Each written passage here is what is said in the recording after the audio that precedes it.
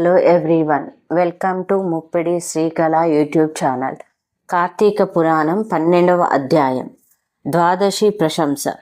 మహారాజా, కార్తీక మాసంన కార్తీక సోమవారంన కార్తీక ద్వాదశి వ్రతమును గురించి సాలగ్రామపు మహిమలను గురించి వివరించెదను వినుమని వశిష్ఠ మహాముని ఈ విధముగా తెలియజేసిరి. కార్తీక సోమవారం నాడు ఉదయంనే లేచి కాలకృత్యములు తీర్చుకొని నదికి వెళ్ళి స్నానము చేసి ఆచమనము చెయ్యవలను. తరువాత శక్తి కొలది బ్రాహ్మణునకు దానమిచ్చి ఆ రోజంతయు ఉపవాసముండి సాయంకాలము శివాలయంనకు గాని విష్ణువాలయంనకు గాని వెళ్ళి దేవుని పూజించి నక్షత్ర దర్శనము చేసుకొని పిమ్మట భుజింపవలయను. ఈ విధంగా చేసిన వారికి సకల సంపదలు కలుగుటయేగాక మోక్షము కూడా పొందుదురు. కార్తీక మాసములో శని త్రయోదశి వచ్చిన ఎడల ఆ వ్రతమాచరించినచో 100 రెట్లు ఫలితము కలుగును. కార్తీక శుద్ధ ఏకాదశి రోజున పూర్ణోపవాసముండి ఆ రాత్రి విష్ణాలయమునకు వెళ్ళి శ్రీహరిని మనసారా ధ్యానించి శ్రీహరి సన్నిధిని పురాణ కాలక్షేపము చేసి మరునాడు బ్రాహ్మణ సమారాధన చేసిన 1,000,000 యజ్ఞముల ఫలితము కలుగును. ఈ విధంగా చేసిన వారలకు సూర్యగ్రహణ సమయమున గంగా నదిలో స్నానము చేసి 1,000,000 బ్రాహ్మణులకు భోజన దానము చేసినంత పుణ్యము కలుగును. దానికంటే అధికముగా ఫలము కలుగును. కార్తీక శుద్ధ ద్వాదశి నాడు శ్రీమన్నారాయణుడు శేషపానుపు నుండి లేచును గనక కార్తీక శుద్ధ ద్వాదశి వ్రతమును విష్ణువునకు ఇష్టము. ఆ రోజున శ్రీమంతులెవ్వరైనను ఆవు కొమ్ములకు బంగారు తొడుగులు తగిలించి ఆవు కాళ్లకు వెండి డెక్కలు తగిలించి దూడతో సహా బ్రాహ్మణునకు దానమిచ్చిన ఎడల ఆయవు శరీరమందు ఎన్ని రోమములు కలవో అన్ని సంవత్సరములు ఇంద్రలోకములో స్వర్గసుఖములుందురు. కార్తీక మాసమందు వస్త్రదానము చేసినను గొప్ప ఫలము కలుగును. మరియు కార్తీక శుద్ధ పాడ్యమి రోజున కార్తీక పౌర్ణమి రోజున కంచు పాత్రలో ఆవు నెయ్యి పోసి దీపముంచిన వారు పూర్వజన్మమందు చేసిన సకల పాపములు హరించును.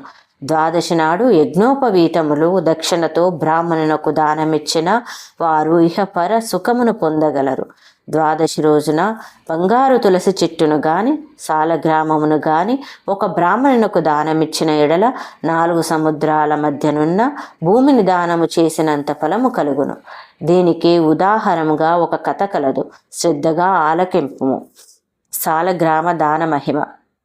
పూర్వము అఖండ గోదావరి నది తీరమందలి ఒకానొక పల్లెయందు ఒక వైశ్యుడు నివసించుచుండెను. వాడు మిగుల దురాశపరుడై నిత్యము ధనమును కూడబెట్టుచు తాననుభవించక ఇతరులకు పెట్టక బీదలకు దానధర్మములు చేయక ఎల్లప్పుడూ పరనిందలతో తానే గొప్ప శ్రీమంతుడుగా విర్రవీగుచు ఏ జీవికి కూడా ఉపకారమైనను చెయ్యక పరుల ద్రవ్యము నెటుల అపహరింతునా అని తలంపుతో కుస్థిత బుద్ధి కలిగి కాలము గడుపుచుండెను. అతడొకనాడు తన గ్రామమునకు సమీపముననున్న పల్లెలో నివసించుచున్న ఒక బ్రాహ్మణునకు తన వద్దనున్న ధనమును పెద్ద వడ్డీకి అప్పు ఇచ్చెను. మరి కొంతకాలంనకు తన సొమ్ము తనకిమ్మని అడుగగా ఆ విప్రుడు, అయ్యా, తమకియ్యవలసిన ధనము 1 నెల రోజుల గడువులో ఇవ్వగలను. మీ రుణం ఉంచుకోను. ఈ జన్మలో తీర్చని ఎడల మరుజన్మమైన మీ ఇంట ఏ జంతువుగానో పుట్టి అయినా మీ రుణము తీర్చుకోగలను అని సవినయముగా వేడుకొనెను. ఆ మాటలకు కోమటి మండిపడి, అట్లు వీలు లేదు, నా సొమ్ము నాకిప్పుడే ఇయ్యవలేను, లేని ఎడల నీ కంఠమును నరికివేయుదును అని ఆవేశము కొలది వెనక ముందు ఆలోచించక తన మొలనున్న కత్తితో ఆ బ్రాహ్మణుని కత్తుకను కోసెను. వెంటనే ఆ బ్రాహ్మణుడు గిలగిలా తన్నుకొని చనిపోయెను. ఆ కొమటి భయపడి అక్కడనే ఉన్నచో రాజభటులు వచ్చి పట్టుకొందురని జడసి తన గ్రామమునకు పారిపోయెను. బ్రాహ్మణ హత్య మహాపాపము కనుక అప్పటి నుండి ఆ వైశ్యునకు బ్రహ్మహత్య పాపం ఆవహించి కుష్ఠవ్యాధి కలిగి నానా బాధలు పడుచు మరికొన్నాళ్లకు మరణించెను. వెంటనే యమదూతలు వచ్చి అతనిని తీసుకొని పోయి రౌరవాది నరకకూపంలా పడదూసిరి. ఆ వైశ్యునకు ఒక కుమారుడు కలడు. అతని పేరు ధర్మవీరుడు. ఆ పేరునకు తగినట్లుగానే తండ్రి సంపాదించిన ధనమును దాన ధర్మాలు చేయుచు పుణ్యకార్యములాచరించుచు నీడ కొరకై చెట్లు నాటించుచు నూతులు చెరువులు తవ్వించుచు సకల జనుల సంతోషపెట్టుచు మంచి కీర్తిని సంపాదించెను.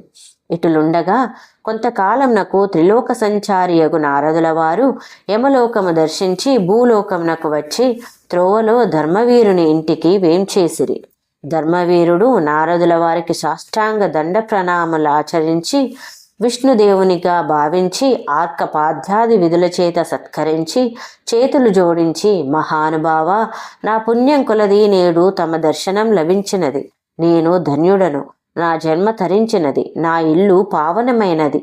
శక్తి కొలది నేను చెయ్యు సత్కారములను స్వీకరించి తమరు వచ్చిన కార్యమును విశదీకరింపుడు అని సవినయుడై వేడుకొనెను. అంత నారదుడు చిరునవ్వి నవ్వి, ఓ ధర్మవీర, నేను నీకొక హితువు చెప్పదలిచి వచ్చి తిని. శ్రీ మహావిష్ణువునకు కార్తీక మాసంలో శుద్ధ ద్వాదశి మహాప్రీతికరమైన దినము. ఆ రోజున స్థాన దాన జపాదులు ఏవి చేసినను అత్యంత ఫలము కలుగును. 4 జాతులలో నీ జాతి వారైనను స్త్రీ అయినా పురుషుడైనా జారుడైనా చోరుడైనా ప్రతివ్రత అయినా వ్యభిచారి అయినా కార్తీక శుద్ధ ద్వాదశి రోజున సూర్యుడు తులారాశి అందు ఉండగా నిష్టగా ఉపవాసముండి సాలగ్రామ దానములు చేసిన ఎడల వెనుకటి జన్మలందు ఈ జన్మమందు చేసిన పాపములు పోవును. నీ తండ్రి యమలోకంలో మహానరకం అనుభవించుచున్నాడు. అతనిని ఉద్ధరించుటకై నీవు సాలగ్రామ దానము చెయ్యక తప్పదు. అట్లు చేసి నీ తండ్రి రుణం తీర్చుకొనుము అని చెప్పాను. అంతటా ధర్మవీరుడు, నారద మునివర్య, నేను గోదానము భూదానము హిరణ్యదానము మొదలగు మహాదానములు చేసి ఉంటిని.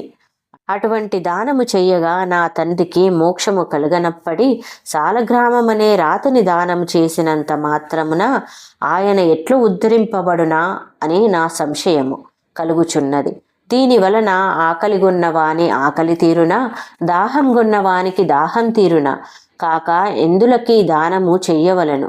నేను ఈ సాలగ్రామ దానము మాత్రము చెయ్యజాలనని నిష్కర్షంగా పలికెను. ధర్మవీరుని అవివేకమునకు విచారించి, వైశ్యుడా, సాలగ్రామమును శిలామాత్రముగా ఆలోచించితివి. అది శిల కాదు, శ్రీహరి యొక్క రూపము. అన్ని దానముల కంటే సాలగ్రామ దానము చేసినచో కలుగు ఫలమే గొప్పది. నీ తండ్రిని నరక బాధ నుండి విముక్తిని నించితివేని ఈ దానము తప్ప మరొక మార్గము లేదు అని చెప్పి నారదుడు వెడలిపోయెను. ధర్మవీరుడు ధనబలము కలవాడైయుండియు దాన సామర్థ్యము కలిగియుండియు కూడా సాలగ్రామము దానము చెయ్యలేదు. కొంతకాలమునకు అతడు చనిపోయెను. నారదుడు చెప్పిన హితబోధను పెడచెవిన పెట్టుట చేత మరణాంతరం 7 జన్మల యందు పులి అయి పుట్టి, మరి 3 జన్మల యందు వానరమై పుట్టి, 5 జన్మలు ఎద్దుగా పుట్టి, 10 జన్మలు మానవ స్త్రీగా పుట్టి, 10 జన్మలు పందిగా జన్మించి ఉండెను. అట్లు జరిగిన తర్వాత 11వ జన్మలో ఒక పేద బ్రాహ్మణునింట స్త్రీగా పుట్టగా ఆమెకు యవ్వన కాలము రాగా ఆ పేద బ్రాహ్మణుడు ఒక విద్వాంసునకు ఇచ్చి పెళ్లి చేసెను. పెళ్లి అయిన కొంతకాలంనకు ఆమె భర్త చనిపోయెను. చిన్నతనమందే ఆమెకు అష్టకష్టములు సంభవించినందులకు తల్లిదండ్రులు బంధుమిత్రులు చాలా దుఃఖించరి. తండ్రి ఆమెకు ఈ విపత్తు ఎందువలన కలిగెనా అని దివ్య దృష్టితో గ్రహించి వెంటనే ఆమె చేత సాలగ్రామ దానము చేయించి బాల వైధవ్యమునకు కారణమైన పూర్వజన్మ పాపము నశించుగాక అని చెప్పించి సాలగ్రామ దాన ఫలమును దారవోయించెను.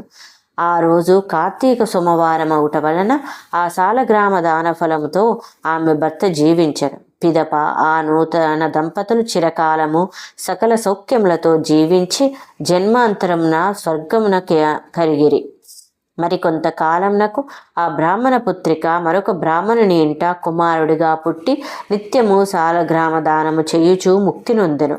కావున ఓ జనక, కార్తీక శుద్ధ ద్వాదశి రోజున సాలగ్రామ దానం చేసిన దాన ఫలం ఇంతింత కాదు, ఎంతో ఘనమైనది. కావున నీవును ఆ సాలగ్రామ దానమును చెయ్యుము. ద్వాదశాధ్యాయము 12వ రోజు పారాయణం సమాప్తం. ఈ వీడియోను లైక్ చేయండి, షేర్ చేయండి, సబ్స్క్రైబ్ చేసుకొని పక్కనున్న బెల్ ఐకాన్ క్లిక్ చేయండి.